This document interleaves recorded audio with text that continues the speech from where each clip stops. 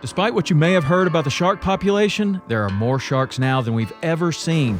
Videos like these are more common, and fishermen are losing their catches to sharks more than ever before.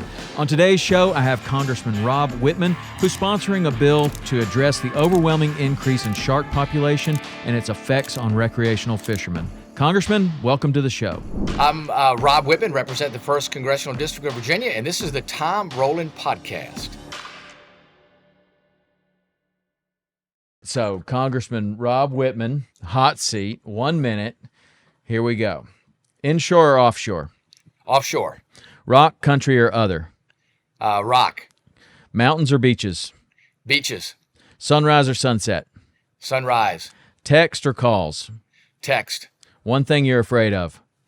Not being able to fish as often as I like. Winter Olympics or Summer Olympics? Summer Olympics. Fiction or nonfiction? Nonfiction. Audio, paper, or Kindle? Audio. The last book you remember reading? Neptune's throws- Inferno. Okay, good. Office, Friends, or Parks and Rec? Parks and Rec. Which technological gadget do you rely on the most in your daily life? My cell phone. Let's see. Something you're proud of? Getting through some legislation to preserve and conserve the Chesapeake Bay. Okay, name a movie that always makes you laugh. Oh gosh. Wow. Well, that's a good one. You actually made it quite a bit further than most people. Wow. Along Yeah, that. So, that's a good one. I would say. Oh gosh. What's the one with Chevy Chase? The Holiday Vacation or whatever. oh yeah. Yeah. How do you beat that? Yeah, I know. The original National Lampoon's Vacation. That's then you it, also National have Lampoon's Vacation. You got it. You have some other ones. Vegas Vacation, Christmas Vacation, all That's of those. right. They're all great. I love the whole thing. Yeah. So, Congressman, thank you for reaching out and coming on the show today. And you have some interesting news that you wanted to talk about. You're sponsoring a bill. And I'd like to talk about that bill and what actually it is. Sure. Well, I'm sponsoring legislation, and the bill's called the Shark Act, Tom. And you know what we're dealing with shark populations. Listen, there's a great side of the story. Shark populations are recovering significantly. And listen, I think you all have done an incredible job about portraying that, whether it's Saltwater Experience or whether it's Into the Blue. You see shark depredation. You see sharks at Marathon Lump eating blackfin tunas. And you know that sometimes you just got to leave to get out of there. You all do a great job of the Bahia Honda fishery there with tarpon in showing what happens there with these hammerheads. In fact, you've shown, too, how incredible animals these are, and actually going to catch one and said, hey, this is one of the biggest fish they ever caught in your lifetime. So we see that. I mean, I've had the opportunity to travel to Florida and love catching tarpon, but also I'm a little disappointed when one gets eaten by either bull sharks or hammerheads. And then off the coast, like the North Carolinas, where they rely on a charter fleet to be able to catch yellowfin tunas. Now, it used to be you'd hook 15 tunas and you'd lose 1 or 2 to sharks. You didn't mind doing that, but today, in many days, Tom, you hook 10 and lose 10, and it's a tremendous waste of the resource. And it's also something that is going to affect the survival of the charter industry, both inshore and offshore. We're seeing these sharks now eat bottom fish, eat red snapper. And for the first time ever, Tom, I've seen sharks starting to eat big, we call them red drum or redfish. It used to be the redfish and the sharks kind of lived together. You'd catch some sharks and you'd catch some redfish, and you'd never see sharks eat the redfish. Now we're seeing them eat these big 40 and 50-pound reds, which is pretty disturbing to me. So hearing and seeing all that, I looked at it and said, shark depredation, as the term is used, is becoming a big issue. And I've talked to a number of people across the spectrum, from folks like Guy Harvey and his foundation to the American Sport Fishing Association, to the National Marine Manufacturers Association, to the Teddy Roosevelt Conservation Trust. Across the spectrum, everyone says we have to address this problem. And listen, this is not about killing sharks. This is about figuring out, how do we, as sport fishermen, as recreational fishermen, how do we coexist with sharks? How do we get to keep some of our catch? Listen, I understand sharks. We're living in their environment. I understand folks say, well, it's sharks just being sharks. But the question is how can we do this in a way that looks at shark populations in a sustainable way? How can we make sure too the recreational fishermen get to enjoy what they do? And my bill puts together a panel of experts to say, let's talk about this. Let's bring everybody to the table and figure out how do we go about this. National Marine Fisheries Service says, oh, don't worry about it. We got it. We've talked about it. But let me tell you, shark depredation is off the scale. So if National Marine Fisheries Service is addressing this issue, then they haven't been successful in really putting out solutions for that. So that's where we are today. We want to have that conversation. Again, I want to emphasize this is about making sure we have sustainable shark populations. But we've seen from interactions with human beings in beaches, with shark bites and shark attacks, to pictures of massive schools of black-tipped sharks. I mean, all those things are occurring before our eyes. National Marine Fisheries Service ought to be proud of the model of success for restoration of shark populations, but now they have to be willing to take the next step. What do we do in managing all of our species? And Magnuson-Stevens Act requires we manage all of them, not just some, but all of those species. Interesting. And so you're 100% correct in my opinion. My opinion, in my experience, is that the shark depredation is the highest I've ever seen in my lifetime. And everywhere we go. From Louisiana down to Key West up to when we cross over to the Bahamas and fish over there, it's all over the place. Mm-hmm. And I was trying to tell some people that aren't really fishermen about that. They were like, well, but it seems like sharks are on the decline. They're about to go extinct. I'm like, well, I don't know about global numbers, but I can tell you that is not the case in Florida, the Gulf of Mexico, over to the Bahamas. And it seems like it is very possible that maybe worldwide numbers could be going down, but other numbers are going way up, right, at the same time. So I think that's what we may be dealing with there. But how do you see, as you start to have this conversation, how do you see, what do you see as possible solutions? Well, listen, I've talked to a lot of fishermen, and there are certain technologies out there that claim to be capable of repelling sharks, of deterring sharks.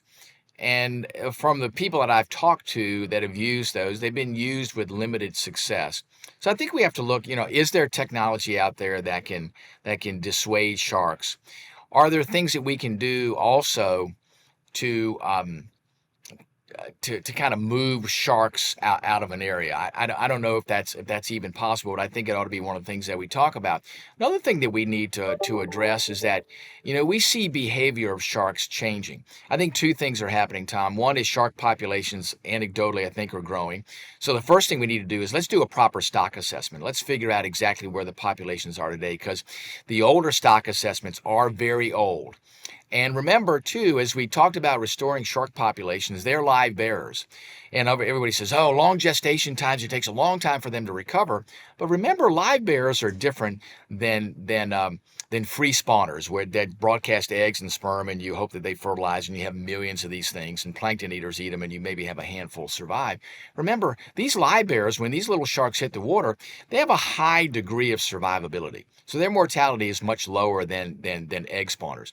So I think what we're seeing is an incredible success story. So the question is how do we get a real handle on where shark populations are today? Anecdotally, as you've said, observationally from fishermen, I think we all know shark populations are at an all-time high. Anecdotally, let's do a stock assessment to really put some scientific numbers behind it. And then secondly, let's figure out not only shark populations, but let's figure out too, are there certain things that are happening in areas that are sort of the dinner bell for sharks? I would argue, when a charter fishery goes to a certain area where we know the tunas are, and sharks all of a sudden hone in on whatever it is, the sound of the engines there, as boats slow down to troll the things, or when a boat stops to reel a fish in. Are there little triggers there? And is there something that we can do that counters that signal, sort of the dinner bell that goes to shark? I think there may be technologies out there that can do that. Or even things too that, as you've said on some of your programs too, you've seen lemon sharks targeting bonefish. Are there things we could do in shallow water to maybe, send a signal at something that repels sharks? sharks.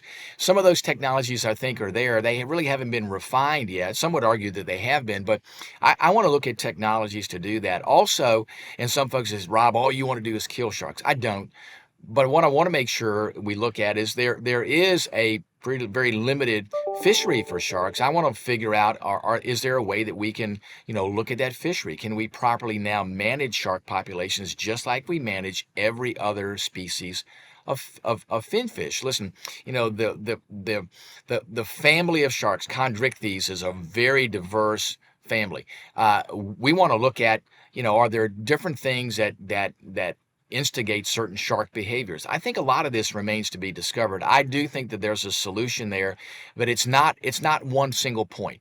But we got to understand where shark populations are now, and then really look at, what are the things that are essentially pushing this sort of shark behavior, and what are things we can do to counter that. So, do you see any possibility that something like this in this bill would infringe upon fishing rights in the future? Like people would not be able to fish in certain areas where there are high degrees of shark depredation? Because I know that that's where a lot of the anglers and the people listening to this podcast are like, well, I'm all about, doing something about the shark problem, but not if it infringes upon my fishing rights. Tom, I couldn't agree more. This is not what this is about. It's not about killing sharks. It's not about pushing fishermen out of certain areas and saying, hey, the sharks get to have these areas. Just like as we talk about marine sanctuaries, I get concerned about those things too, because marine sanctuaries many times are where the fish live. And they said, well, you can fish the rest of the ocean, but, listen, 90% of the fish live in 10% of the ocean. We don't want to get pushed out of the 10% of the ocean. That's not the issue or the intent with this bill. I want to make sure that this is a situation where we can coexist, where shark populations can remain healthy. In no way, shape, or form should this be a situation where we say it's one or the other. And that's why the makeup of the group of people that would come together in this represents all the different aspects of it. And that's why we've gotten buy-in from all of the sport fishing groups out there that have said, hey, shark depredation is a problem. And they will be at the table, and I know they'll be very vocal to say, listen, pushing recreational fishermen out of certain areas where we have these shark intersections is not the way to go about doing this. So that would not even be on the table. And I can tell you the folks that would be part of this group that provides the input, I can guarantee would be very vocal to say, no, that is not an option that's on the table. That's good to hear. What about would you have an invitation to a commercial interest, commercial fishermen at the table? Would they have a say? Tom, I think they would have to. The commercial fishermen have, a lot of observational things that they can add. And listen, these sharks are having an impact on the commercial fisheries too. What I want to make sure it doesn't become, and I think it'll be pretty clear, is listen, there's not going to be a predominance or a majority of commercial fishermen here. But I do think that you have to have them in the conversation. Because I do think that wherever the science ends up in shark populations, and we do allow shark harvest right now, the question is going to be, what part of a proper management program would that be? And I think you have to have commercial fishermen at the table to say, well, here's what we're dealing with sharks. It should not be the predominance there, and it won't be. But I do think that you have to listen to their perspective.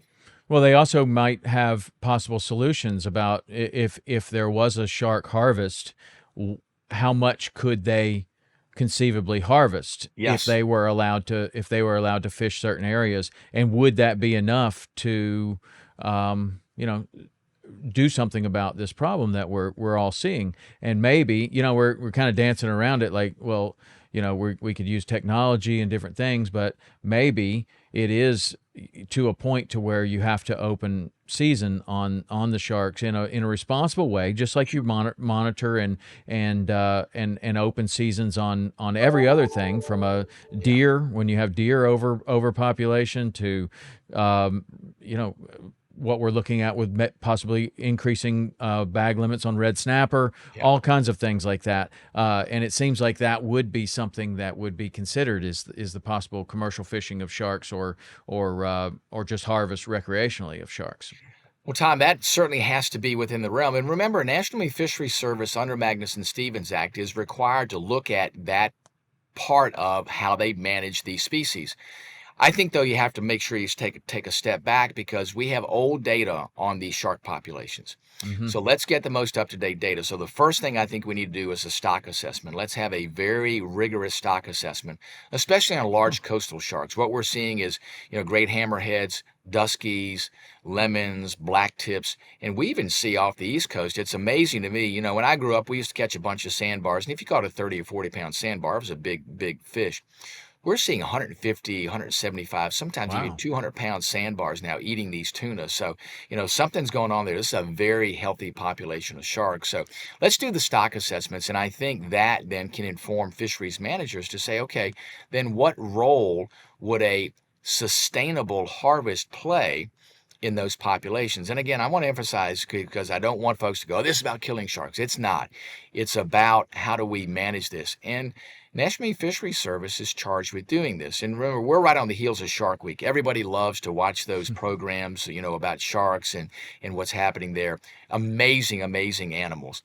But I think what they need to understand too is that, like anything else, there's a balance in nature, and we want to make sure that we maintain that balance. And human beings are part of this ecosystem. So we have to be part of that management element, and you can't just push us out. And your question earlier about, well, are you just going to push, recreational fishermen out? No, I mean we are part of the ecosystem, and by the way, the law requires that they consider recreational and commercial interests in how they manage these species. So the law, the law what law dictates. is that you're Yeah, that's you're the referring to? Magnuson-Stevens Okay. Act. Magnuson Okay. Stevens. Very cool. Magnuson Stevens says very clearly you will manage the species based on both recreational and commercial interests. Very interesting. And then the data that you're referring to is old data, the stock assessment. Why do we? It seems like there's been a tremendous amount of science on sharks and there's a lot of interest in sharks. Why are we operating on old data? Have we not been taking stock assessments over the last 10, 15 years? Well, we haven't done any recently. A lot of the studies on sharks, are tagging studies. On a great example is great whites. You tag a great white, you see where it goes up and down the East Coast. But remember, those are individual sharks, so you're tracking those, and on the East Coast now there's a ban on taking short fin makos, and they looked at it and said, hey, we think short fin makos are on the decline. That was a determination that was made by the international bodies, the International Commission on Tunas, ICAT. And they said, hey, and they manage all pelagics, including things like swordfish, and marlin, and other species, tunas. And they said, listen, short fin makos are overfished, but they looked at it in a macro sense. So that shark species has already been limited because of the stock assessments that they have. Again, it's data from across a much, much wider sector. What normally has happened, Tom, is that we have engaged commercial fishermen, normally longliners, to go out and catch sharks in the areas that they live, and from that use that survey data to do a profile. How many sharks did they catch per unit effort? And that tells you roughly how many sharks are there. What's their age group? How many are spawners? How many are young sharks?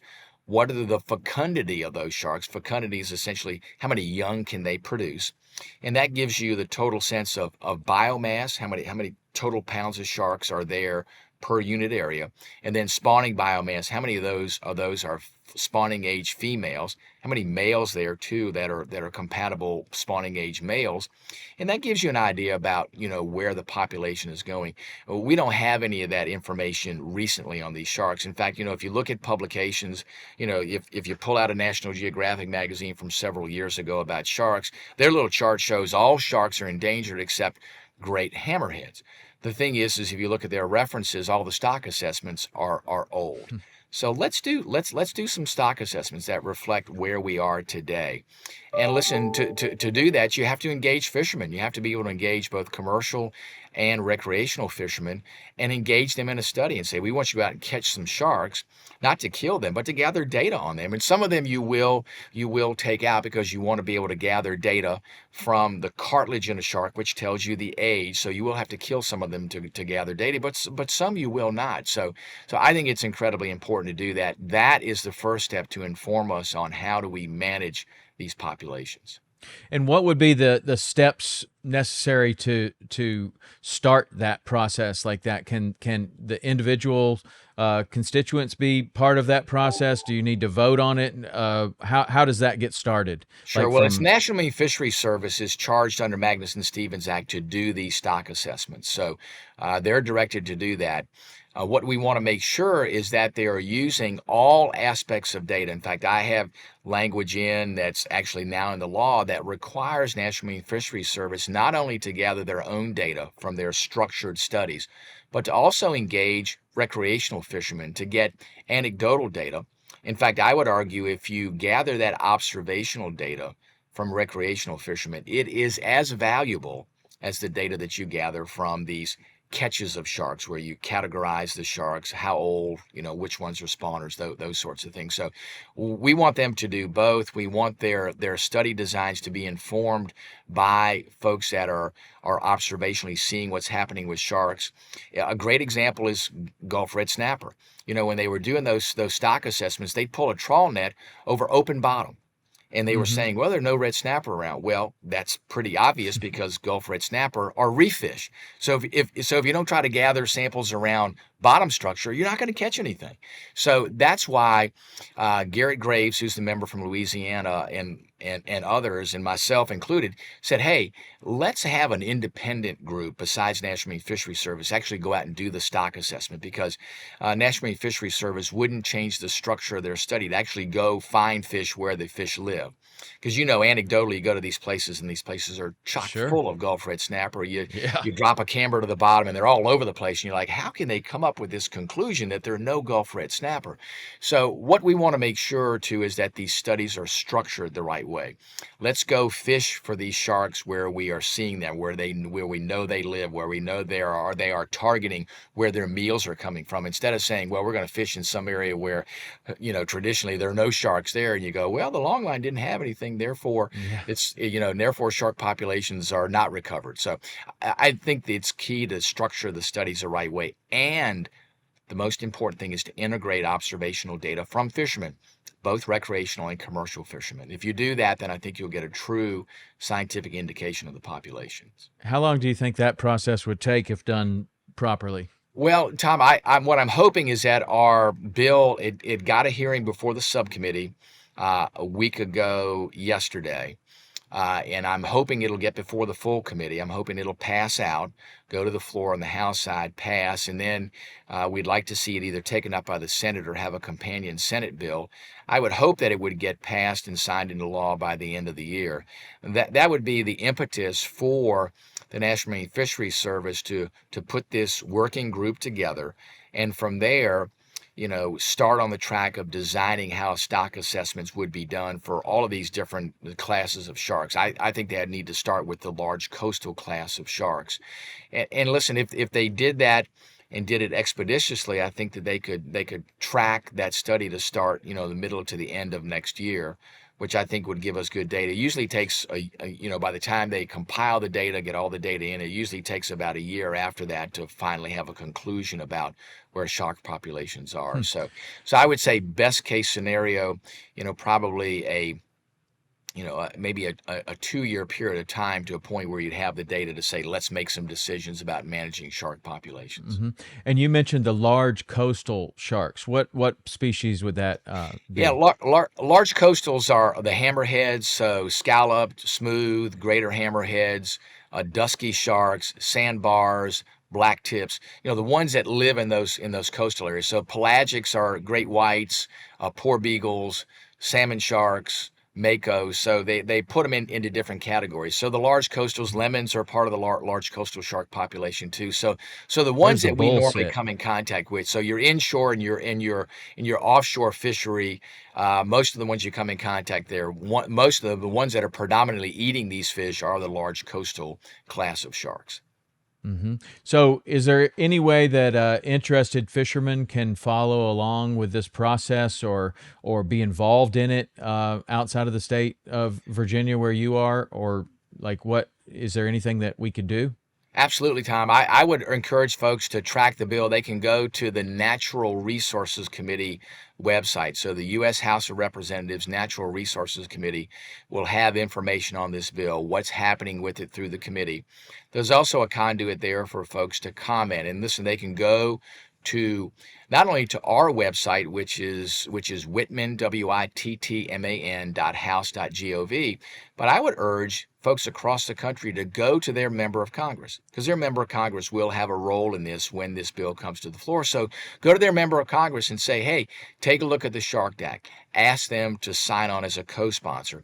Ask them to track it. Ask them to support it when it gets to the floor in the House to be voted on. Ask their U.S. Senator to support it over on the Senate side. Listen, if they have ideas about the bill, we don't claim that this is the perfect mechanism. So if people have thoughts and ideas, send them our way or send them to your member of Congress. We want to make this bill as good as it can be. So when it gets to the full committee to be marked up, we probably will make a few changes to it just to make sure that we get it in the form where it can gain the most support.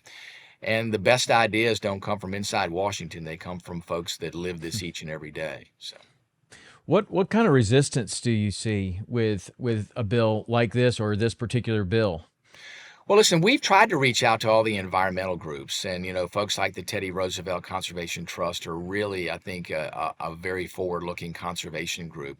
Listen, we know we'll get some pushback from conservation groups that'll say this is a bill about killing sharks, and shark populations are not recovered, therefore we shouldn't even be talking about this. I want to make sure that we're using science to make these decisions. Right. That's where that stock assessment comes in. Yeah. So what I would say to these folks is let's gather the science. We shouldn't be afraid of gathering the science, and then that ought to drive management decisions. And the law says this is how we're supposed to do it. So we just want to follow the law. Very interesting. Well, I mean, I think that most people that fish anywhere between, I don't know, Maine and Key West on that side and Key West to Texas on the other side have seen that there are way too many sharks and don't really know what to do about it.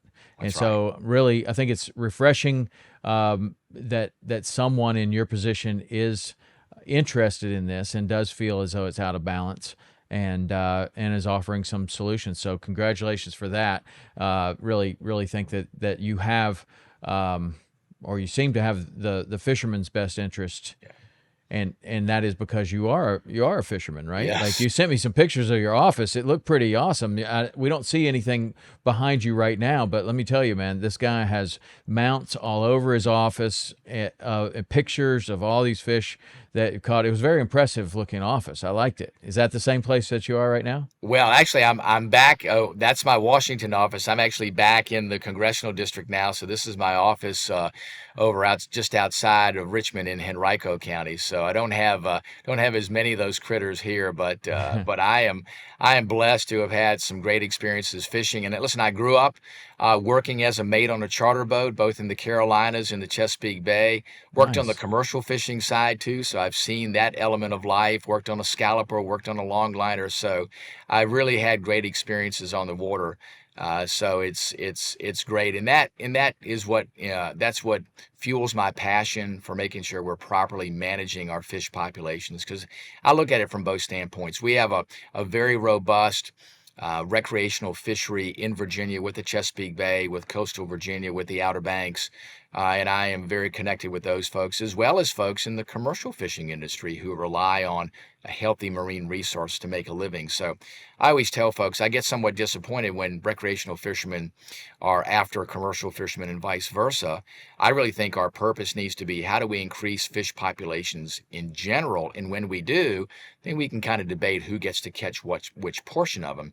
But when we see fish populations declining, that's what ought to be to join everybody together that's interested in fish to begin with. So that's always been my focus, and I'm blessed. The district I represent, Tom, has one of the largest shoreline areas of any district in the United States, from the Chesapeake Bay and upwards in our rivers. So it's really about the interest of folks in the district, and they are constantly in my ear about the things that we need to do to properly manage these resources. So that's what drives my That's interest. great. I couldn't agree more on banding together and avoiding pointing the finger at each other and seeing this group of fishermen, both commercial and recreational, in all the different nuances. My feeling has always been that we have to come together. We're strong together. Yes. We're weak apart, and there are lots of different reasons and issues and other things that try to purposefully divide us, or just that's the way it is. Like, it's all the commercial guy's fault. Well, it's all the recreational guy's fault. I don't see that as productive at all to preserving fishing and fisheries as a whole. So I love to hear that that you feel the same, and it's hard sometimes. That is a really hard thing to do, is not to point the finger at the other guy, whether it's a fly fisherman pointing the finger at a bait fisherman or a recreational fisherman pointing the finger at commercial guys, but it does nothing but weaken us as That's fishermen. right. Well, Tom, we need to grow the pie, and you've got some great groups out there. Captains for Clean Water down the Everglades doing an incredible job there, really pointing out to say, hey, water quality means something, and it means something for everybody. So if we can come together and say, let's grow the pie, and then we can debate who gets to catch what portion of the pie. But if all we're doing is fighting over a shrinking pie, then shame on us. Right. And I also think that the one group that you mentioned, I have a strong connection with them. And the reason that I like Captains for Clean Water is because they come with solutions. Yes. They come with solutions, and they're saying, look, all we really need is to raise awareness. The solutions already exist. Yes. And that's kind of where I was kind of going with this bill, is like, it's interesting that there's something out there at all, that people are at all interested, but what's the solution? What is, if this bill were to pass, what have you already thought about that? And we've already gone through that for 30 minutes about what those solutions are. But I can support anything that has logical, reasonable solutions that we can move forward, both as commercial and recreational anglers. I think that's super important. So the one other thing I was going to ask you is about your fishing experience. So you grew up. Oh no, I'm sorry. We talked about that, but when I was reading through your website, it said that you had done a tremendous amount of work on Chesapeake Bay. Let's get a health check on Chesapeake Bay, because I know I have a lot of listeners up that way for the cobia, for the striped bass, everything up there. It's a tremendous fishery, and I know so many people up there listen to this podcast. So what could you give us a health check on Chesapeake Bay and where we are right now and what's going on up there? Sure. Well, listen, there are certain indicators of the bay are doing better. Crab populations this year in growing. Oyster populations, what a great success story in the restoration of oysters there in the Chesapeake Bay. Clams too, great clam aquaculture business. And we're seeing some things happen in the bay that give me hope. As you said, striped bass populations. Listen, they need to get better, but I see certain things that anecdotally make me believe that they're recovering. Cobia population is great story. I think we have to really look carefully about how we manage cobia, because I don't want it to turn into something where we have, large numbers of small fish. I think there needs to be a trophy element of that too, where you have a chance of catching a fish over 50 pounds. I think those things are incredibly important.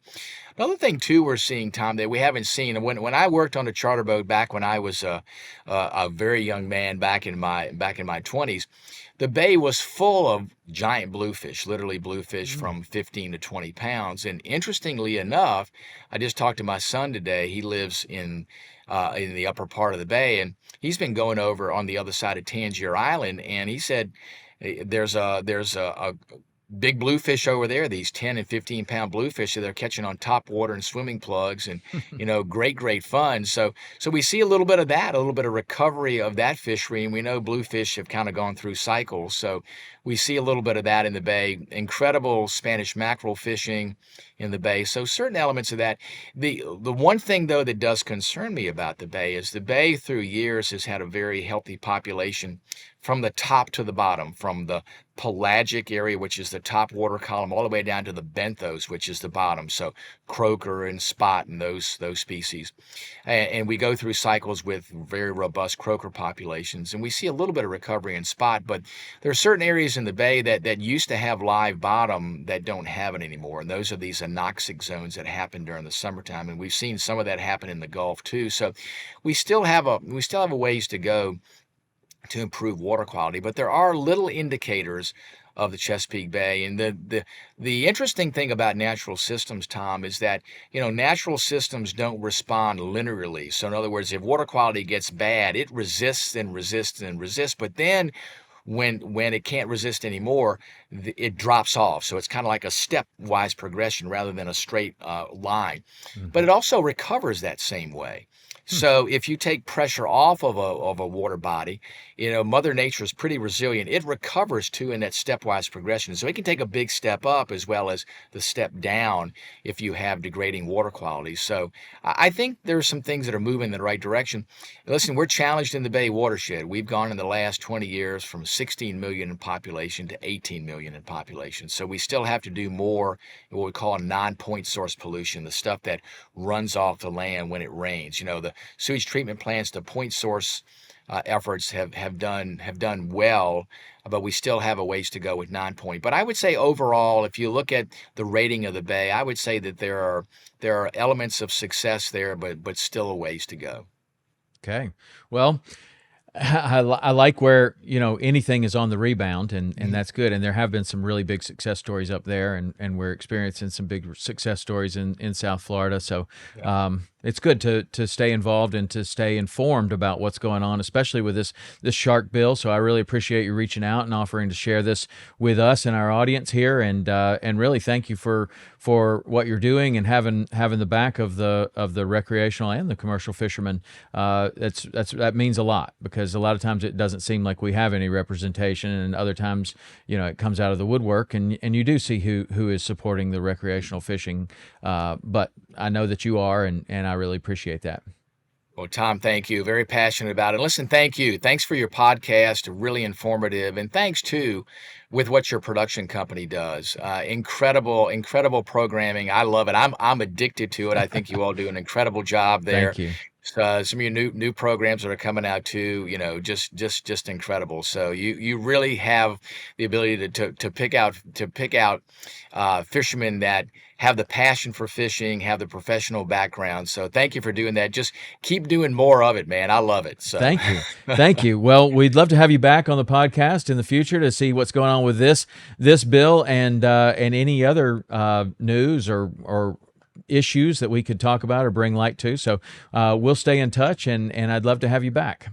Absolutely, Tom. We'll come back. We got another bill in. Maybe we'll talk about another time about protecting access for Hunters and Anglers Act, which is, really about their effort now to ban lead. And listen, if there's an issue in an area where science shows lead's having an impact, I don't have a problem with that. But carte blanche ban really, I think, is problematic. But anyway, that's something we can talk about another time. But sure, I'd love to.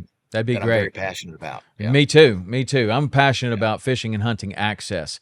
I don't like to see that get taken away at all, because my experience shows that when it has been taken away in areas that I am familiar with, we never get it back. We've never gotten it back. Right. It's death by 1,000 cuts. We can't let it go because it's almost impossible to claw it back. Right. So I am far on the side of preserving access at all costs, and dealing with any sort of problems. There's lots of ways to skin a cat, right? You can ban access, or you can do lots of other things. So anyway, well, thank you for your time today. I know that you're very busy, and I really appreciate you coming on the podcast. I look forward to doing it again. Sounds great, Tom. Look forward to coming back with you. And thanks again. Thanks for all you do. Thank you. All right. Bye. Bye now. All right, that was a great conversation. Thank you to the Congressman for coming on the podcast, and also appreciate him walking us through this bill and letting us know just what it is. He also suggested that you talk to your own congressman. If you're not in the state of Virginia, talk to your own congressman about it. And, this is something that's out there. It's something that is coming. So I think that it's best to be aware of it And if you agree with it, awesome. If you don't agree with it, awesome. You can make your voice be heard. And he gave us opportunities to do that. So thank you to the congressman, and watch for this bill. Here it comes. All right. That's it for this week. We'll see you next week. See ya.